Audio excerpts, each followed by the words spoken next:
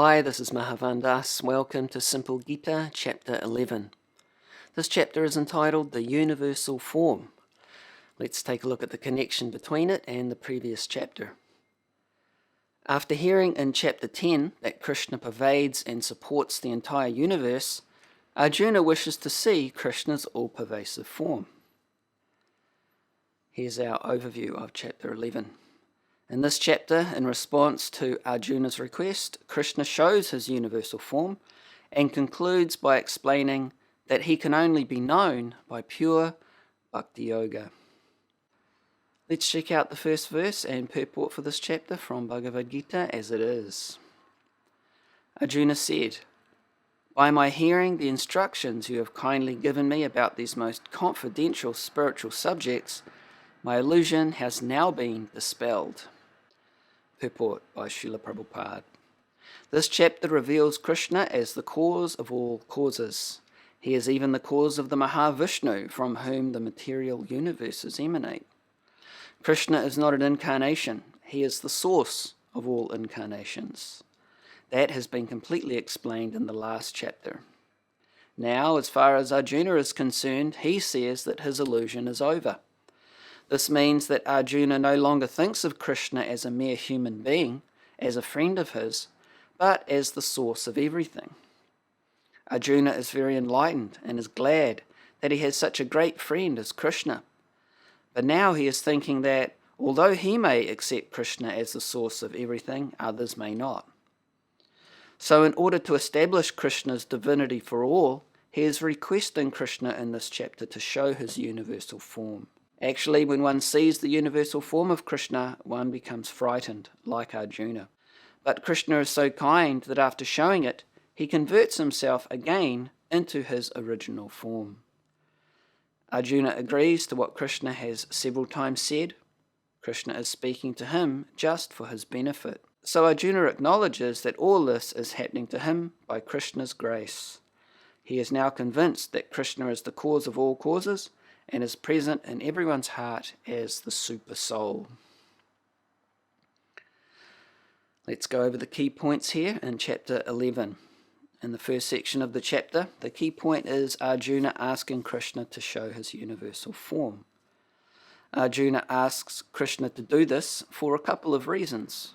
One reason is so that Krishna can demonstrate practically that he is indeed who he says he is, the Supreme Personality of Godhead.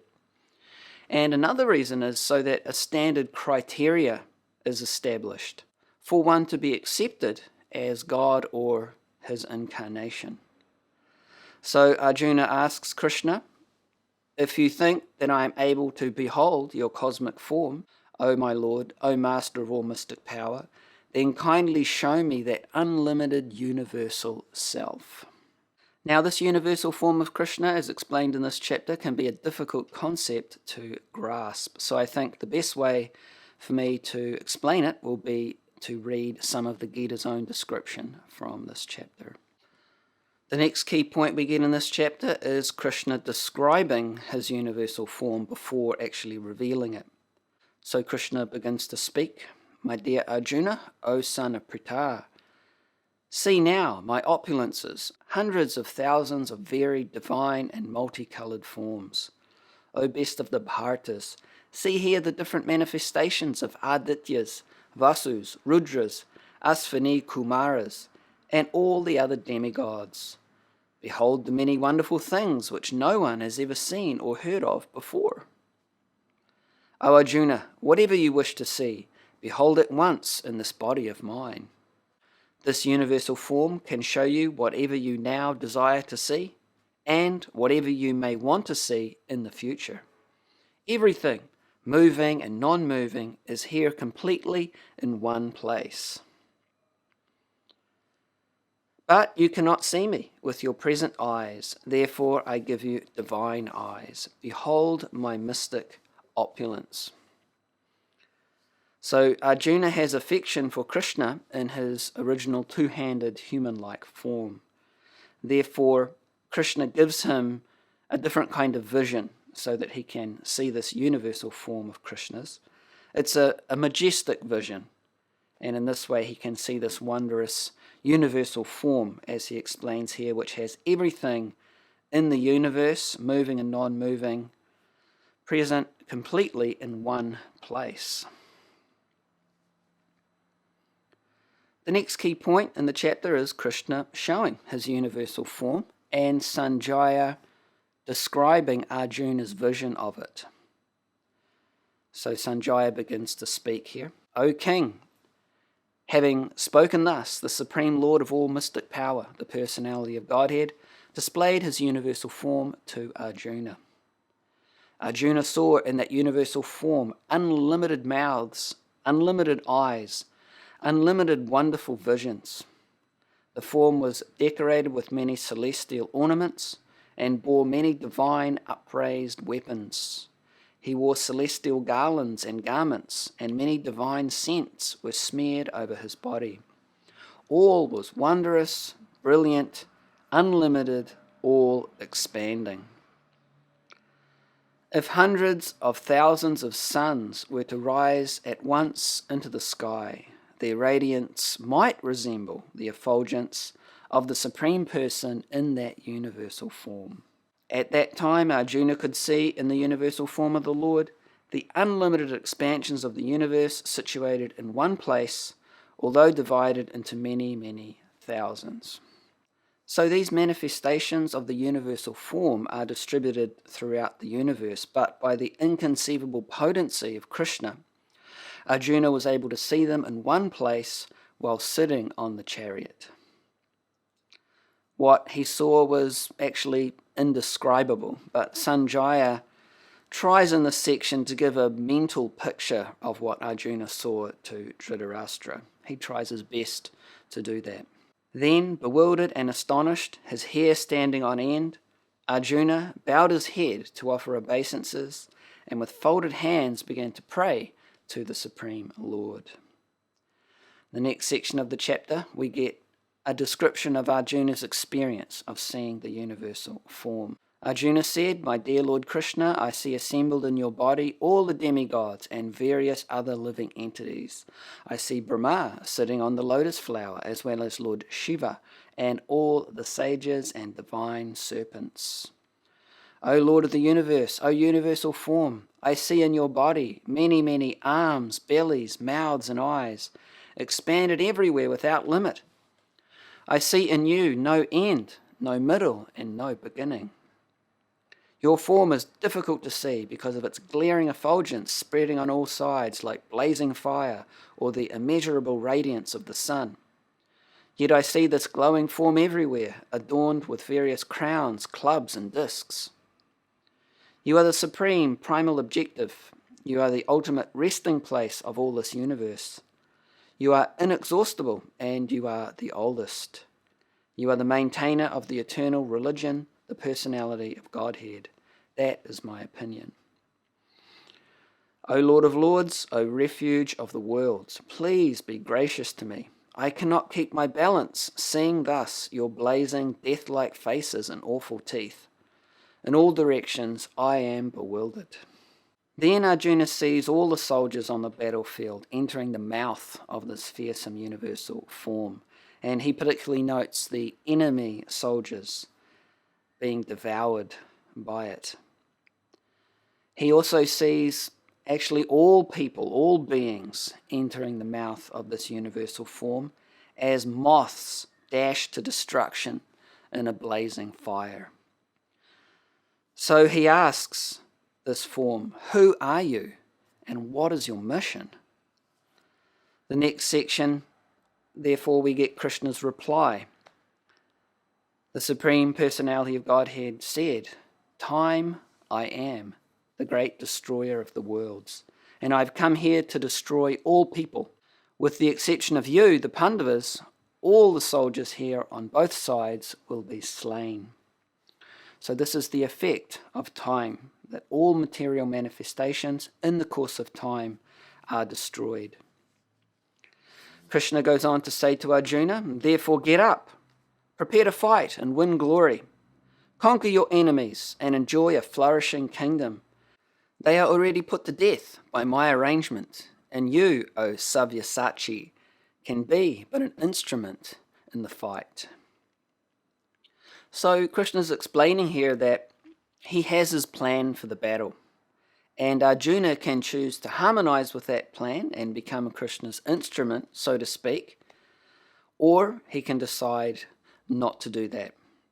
That is our minute independence as parts and parcels of the Supreme. We can choose to harmonize with the plan of the Supreme or not. But in either case, Krishna's plan will prevail. Krishna goes on to say, Drona, that's the military commander of Duryodhana, the general on the opposite party. Bhishma, he's also fighting on the other side from Arjuna. He's Arjuna's grandfather. Jayadratha, Karna, and the other great warriors have already been destroyed by me. Therefore kill them and do not be disturbed. Simply fight and you will vanquish your enemies in battle. So Krishna's assuring Arjuna of victory if he simply carries out his instructions. The next key point we get in the chapter is Arjuna offering prayers to this universal form of Krishna. Sanjaya said to Dhritarashtra, O king, after hearing these words from the Supreme Personality of Godhead, the trembling Arjuna offered obeisances with folded hands again and again. He fearfully spoke to Lord Krishna in a faltering voice as follows. Arjuna said, O master of the senses, the world becomes joyful upon hearing your name, and thus everyone becomes attached to you. Although the perfected beings offer you their respectful homage, the demons are afraid and they flee here and there. All this is rightly done. O Great One, greater than even Brahma, you are the original creator. Why then should they not offer their respectful obeisances unto you? O Limitless One, God of gods, refuge of the universe, you are the invincible source, the cause of all causes, transcendental to this material manifestation. You are the original personality of Godhead, the oldest, the ultimate sanctuary of this manifested cosmic world. You are the knower of everything, and you are all that is knowable. You are the supreme refuge above the material modes. O limitless form, this whole cosmic manifestation is pervaded by you. Now Arjuna, upon seeing Krishna reveal this universal form, realizes that he who he thought was his friend is actually the Supreme Personality. And as a result of that, he becomes fearful because he simply treated Krishna as an ordinary friend. So he asks Krishna to forgive him for any offences that he has committed due to misunderstanding Krishna's actual position as the Supreme Person. Then he says, after seeing this universal form which I have never seen before, I am gladdened, but at the same time my mind is disturbed with fear. Therefore, please bestow your grace upon me and reveal again your form as the personality of Godhead, O Lord of Lords, O abode of the universe. Arjuna also asks Krishna to reveal his four-armed form.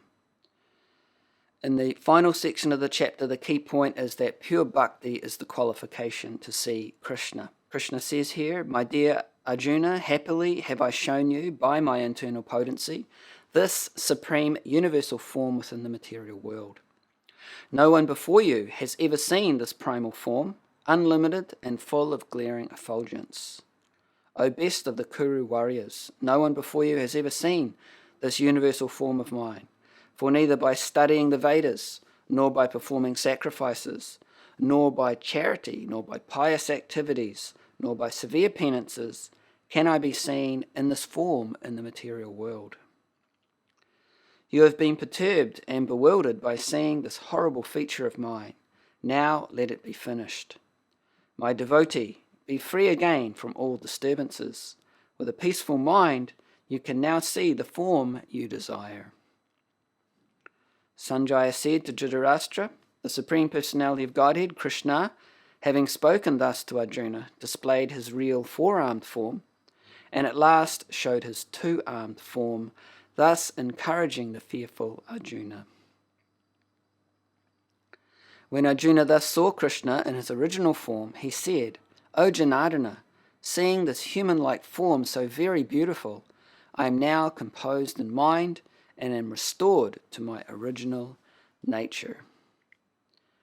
Krishna tells Arjuna here that this two-handed original form of his is very difficult to see, and it can't be seen by studying yoga texts, by severe penances, by charity, by worship. It's only by pure bhakti that one can see this most beautiful form that even the demigods are always aspiring to see. He says here, my dear Arjuna, only by undivided devotional service can I be understood as I am, standing before you, and can thus be seen directly. Only in this way can you enter into the mysteries of my understanding. So again and again this point comes up in the Bhagavad Gita, that it's only by the process of bhakti that Krishna can be understood and seen directly, because it's only that process of bhakti, or pure love, that convinces Krishna to reveal himself to someone. Let's summarize this chapter. We've heard Arjuna ask Krishna to show his universal form so that he can demonstrate practically that he is the Supreme, and so a standard criteria is established for someone to be accepted as God or his incarnation. In other words, if someone claims to be God or his incarnation, they should be able to show this universal form that Krishna showed to Arjuna.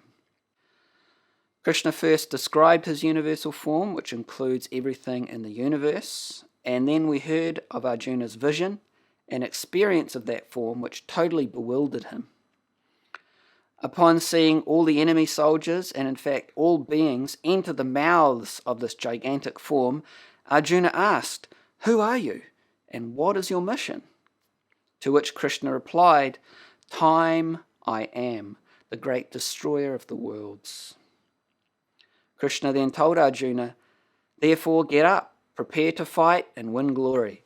Conquer your enemies and enjoy a flourishing kingdom. They are already put to death by my arrangement, and you can be but an instrument in the fight." We then heard Arjuna offering prayers to the universal form, and upon realizing that he who he thought was his friend was actually the Supreme Person, asked for forgiveness for offences he may have committed due to their friendly dealings. He then revealed his fear of this universal form and asked Krishna to assume his form as the personality of Godhead. Upon Arjuna's request, Krishna revealed both his four-handed and finally his original two-handed form, thus pacifying the fearful Arjuna. Krishna concluded the chapter by saying that only by pure bhakti yoga can he be seen directly. We'll finish this class with the final text in the chapter, and we'll hear some of Srila Prabhupada's purport to this text. Krishna says here, "My dear Arjuna, he who engages in my pure devotional service, free from the contaminations of fruitive activities and mental speculation, he who works for me, who makes me the supreme goal of his life, and who is friendly to every living being, he certainly comes to me." Srila Prabhupada comments, "Anyone who wants to approach the supreme of all the personalities of Godhead on the Krishna Loka planet in the spiritual sky and be intimately connected with the Supreme Personality Krishna must take this formula as stated by the Supreme himself. Therefore, this verse is considered to be the essence of Bhagavad Gita. The Bhagavad Gita is a book directed to the conditioned souls who are engaged in the material world with the purpose of lording it over nature and who do not know of the real spiritual life. The Bhagavad Gita is meant to show how one can understand his spiritual existence and his eternal relationship with the Supreme Spiritual Personality, and to teach one how to go back home, back to Godhead. Now here is the verse which clearly explains the process by which one can attain success in his spiritual activity, devotional service. In summary, the universal form of Krishna, which is a temporary manifestation, and the form of time, which devours everything, and even the form of Vishnu, four-handed, have all been exhibited by Krishna. Thus, Krishna is the origin of all these manifestations. It is not that Krishna is a manifestation of the original Vishvarupa. Vishvarupa is another name for the universal form. Or Vishnu is another name for the four-handed form of Krishna. Krishna is the origin of all forms. There are hundreds and thousands of Vishnus, but for a devotee, no form of Krishna is important, but the original form, two-handed Shyamasundar. Shyamasundar is another name of Krishna. In the Brahma Samhita, it is stated that those who are attached to the Shyamasundar form of Krishna in love and devotion can see him always within the heart and cannot see anything else. One should understand, therefore, that the purport of this 11th chapter is that the form of Krishna is essential and supreme. Let's preview chapter 12. Chapter 12 is called Devotional Service.